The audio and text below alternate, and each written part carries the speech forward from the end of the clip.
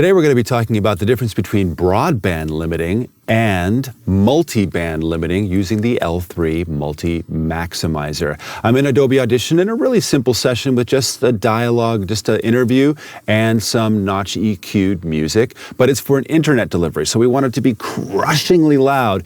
And I'm going to play this. I've got the L1 limiter across the master right now with a very strong threshold boost of 13.1 decibels, a nice simple minus 0.2 ceiling to give me a little bandwidth there so I don't hit zero. And then a reasonably short release. Let's see what's at. We'll see what happens here. Movie, and men and women of all ages come and watch and enjoy it. I say it's very important, and I still feel like there's so much more that we can actually explore. You can see this is super loud, and when the bass comes in from the music, it just, because the L1's great at making sure nothing goes over that threshold, it brings everything down, including the dialogue, which is not really what we want. And when we're doing these kinds of mixes at this powerful level, we probably need something that has a multi-band solution. So let's take a look at that, the L3 Multimaximizer, using the same minus 13 settings. Let's see what happens. Movie, and men and women of all ages come and watch and enjoy it. I say it's very important, and I still feel like there's so much more that we can the L1 broadband? Movie, and men and women of all ages come and watch and enjoy it. I say it's very important, and I still feel... And the L3 Multimaximizer. And men and women of all ages come and watch and enjoy it. I say it's very important, and I still feel like there's so much more that we can... You can see it doing a lot of low frequency reducing and helping all kinds of things like this. So with this super loud kind of setting, let's see what these settings are here and what we can do.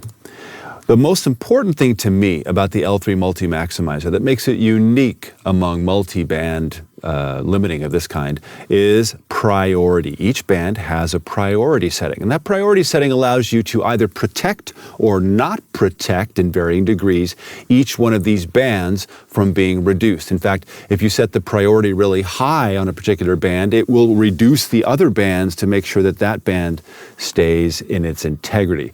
Right here, I've got a little bit of priority on the upper high mids, a little less priority on the highest, and definite less priority on the low frequencies, because I knew that low music was going to come in and possibly ruin the mix. Let's change this. Let's make this a lot of low priority and very little high mid priority and see what happens. Movie, and men and women of all ages come and watch and enjoy it. I say it's very important, and I still feel like there's so much more that we can actually explore. And you can hear it ducking her voice a little bit because now the bass is getting the emphasis while the high frequencies are not. So we'll return this, and it's not really what we want. We want a maximum sound without her voice getting messed with too much.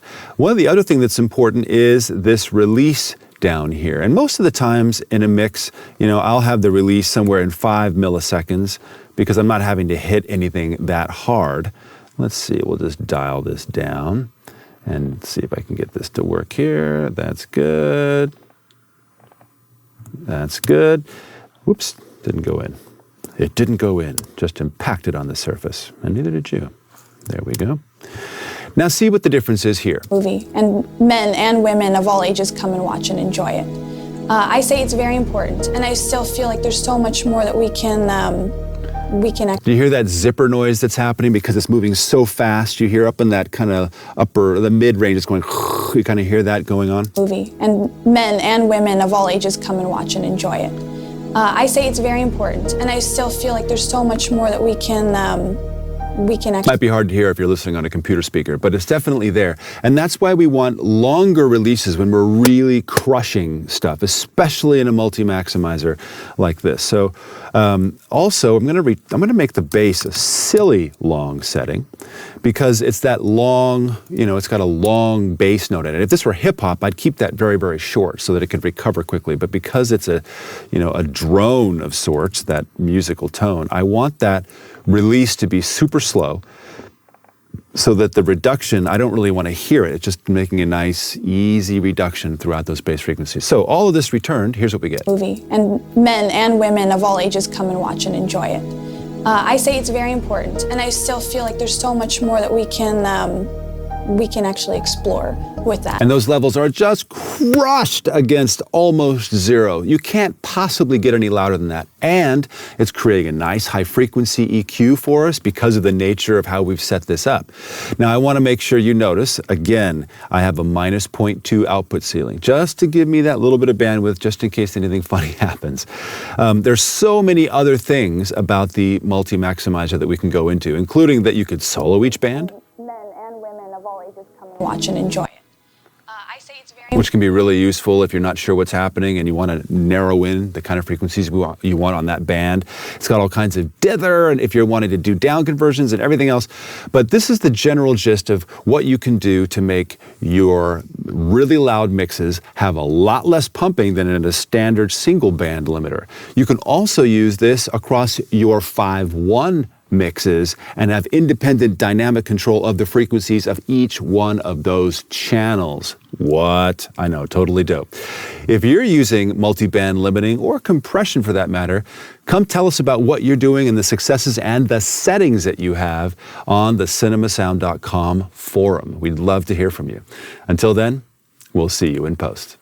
Even if you're stuck.